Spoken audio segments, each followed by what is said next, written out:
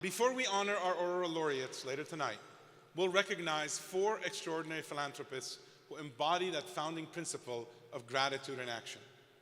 The first of our honorees once said, "The highest work of mankind is using your time, energy, ideas, and money to help other people improve their lives."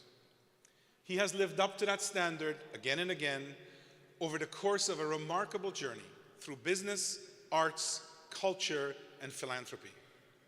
He started his career in public service as an advisor to the White House and the US Senate.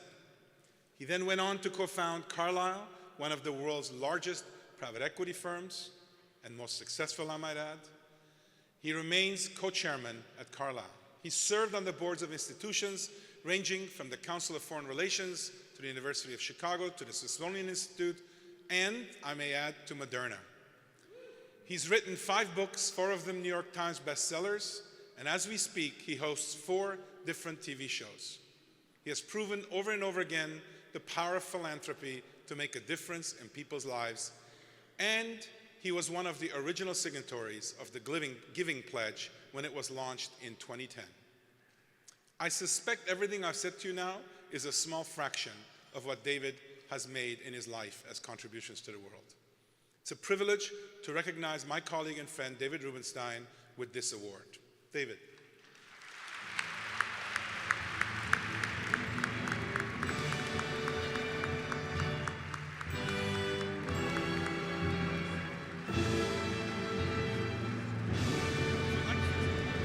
Nubар, thank you very much for those overly generous words. I can assure you, in the long history of this prize, I am the least deserving person to get it, but nonetheless, I'm happy to receive it. I should say my ancestors came through Ellis Island as well.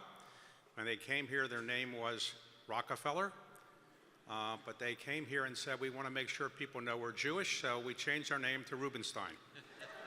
What I've tried to do in some of my philanthropy is to make certain that people remember the past. The theory behind studying history is that we learn from the past, make corrections to what was done wrong in the past, and learn from the things that were done well in the past and use them in the future to make civilization better.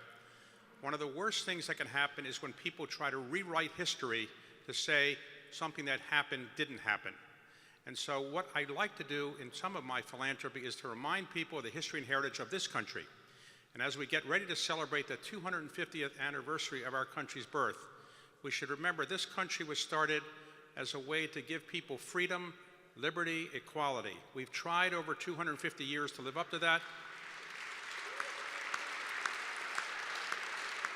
It's a journey we're still on. It's a journey that hopefully my great-grandchildren will eventually see us have perfected that journey. But for the time being, until we have perfected the journey for liberty, freedom, and equality for all, we all are in a struggle to do that, and to learn about how we can improve it, make sure we learn from the past, and make better things happen in the future. Thank you very much.